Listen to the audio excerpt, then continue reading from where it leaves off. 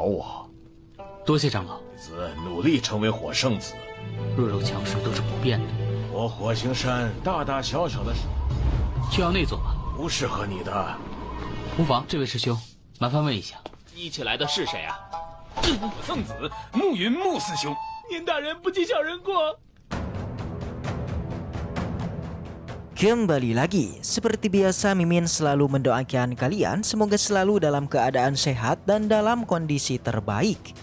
Di video kali ini Mimin akan menceritakan sebuah donghua series dari Supreme Emperor. Dan bagi kalian yang mungkin baru gabung, Mimin saranin untuk nonton bagian sebelumnya dulu. Linknya ada di deskripsi. Tak berlama-lama, langsung aja kita masuk ke isi ceritanya.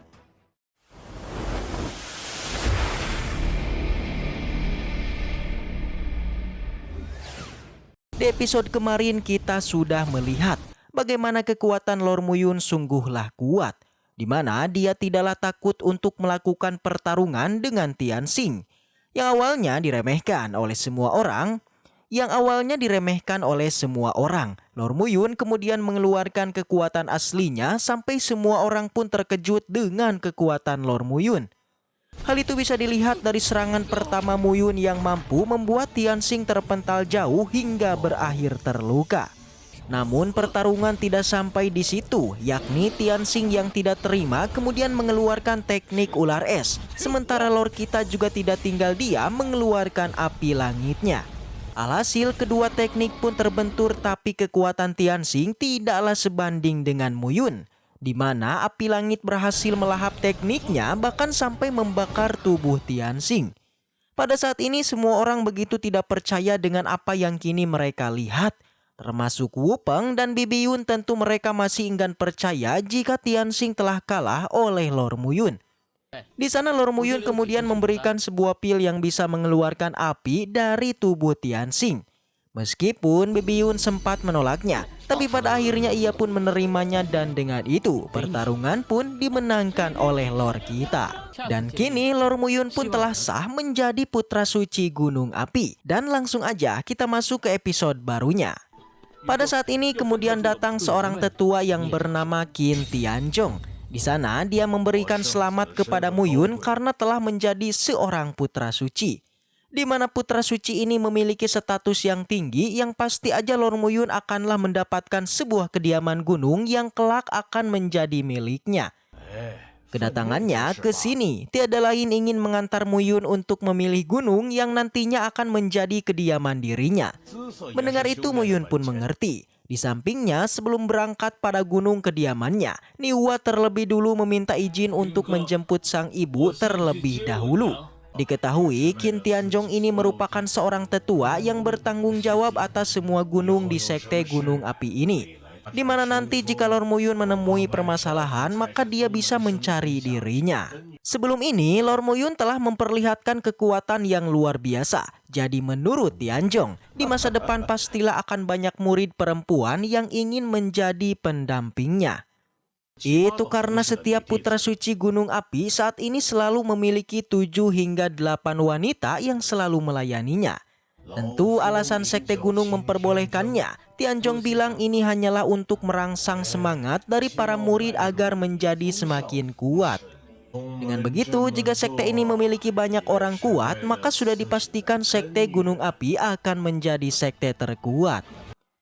Setelah mendengar spoiler kehidupan seorang putra suci, Lord Muyun pun akhirnya mengerti jika ternyata di dunia ini tidaklah luput dari yang namanya hukum rimba, yakni yang kuatlah yang akan selalu dihormati.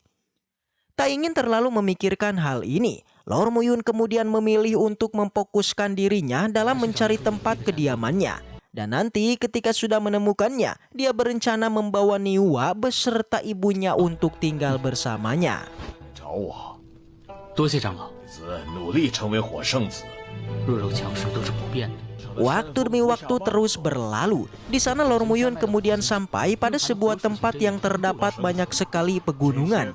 Sembari terus berjalan, Tianzhong mengatakan kalau di tempat ini terdapat 10.000 puncak dengan berbagai ukuran. Dan semuanya memiliki tinggi sekitar ratusan meter.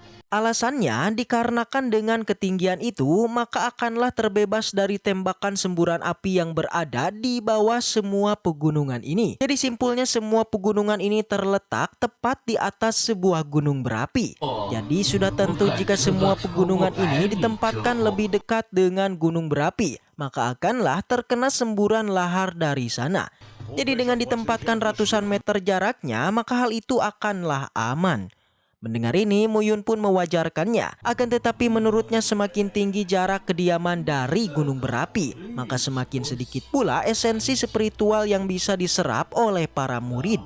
Dengan kata lain, semakin tinggi ranah seorang murid, maka harus semakin dekat jarak kediamannya dengan pegunungan berapi. Jelas mendengar itu, Tianzong pun memuji Muyun yang ternyata dia sudah mengetahui semua informasi dari sekte gunung api. Pada saat ini, Tianzong kemudian meminta Muyun untuk memilih satu pegunungan yang akan dia jadikan sebagai tempat kediamannya.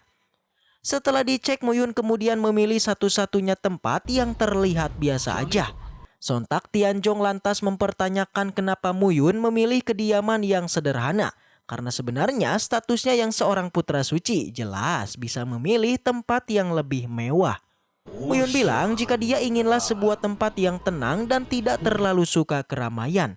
Alhasil karena Muyun sudah memilih maka Tianzong pun tentu saja akan mengiyakannya dan mereka pun langsung menuju pada tempat itu.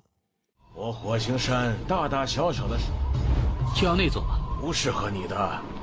无妨。 Setelah sampai, Tianzong terkejut dengan adanya seorang tetua yang bernama Pen Lao yang kini mendiami tempat tersebut.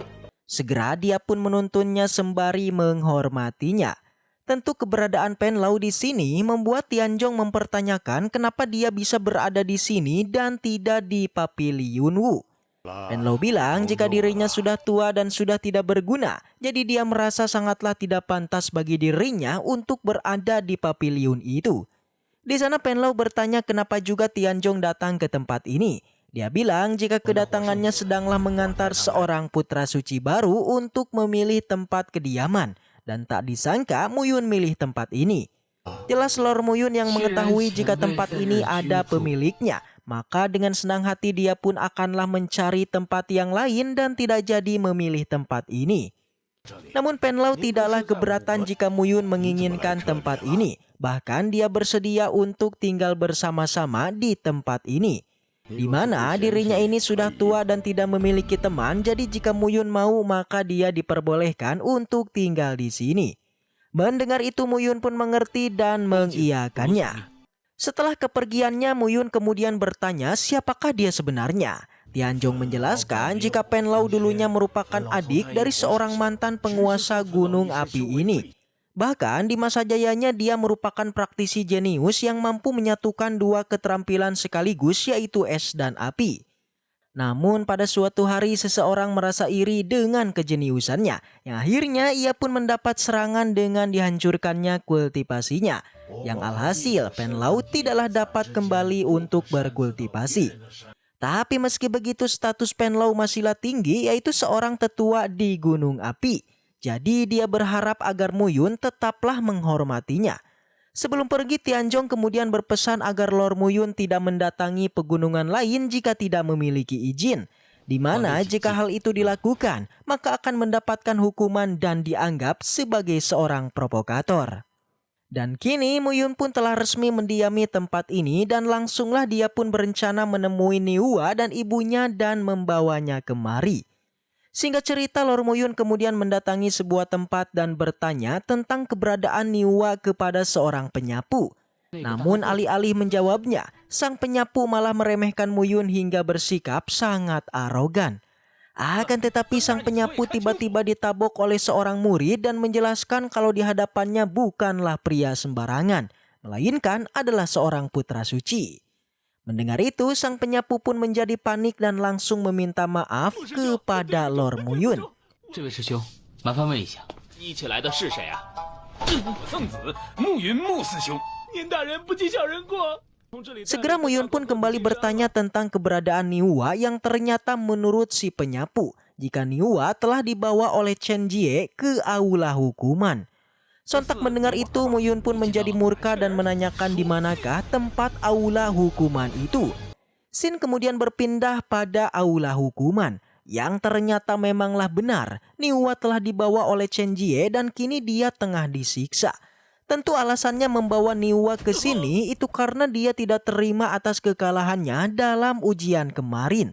Jadi untuk melampiaskan kemarahannya dia pun membawa Niwa untuk menyiksanya. Beruntung tak membutuhkan waktu lama bagi Muyun untuk menemukannya. Dan setelah sampai dia pun langsunglah menyerangnya dan menyelamatkan Niwa. Dan setelah itu cerita pun bersambung. Baiklah, mungkin segitu aja untuk pembahasan kali ini. Semoga kita selalu diberikan kesehatan untuk mengawal donghua ini. Dan sampai jumpa ya di video selanjutnya.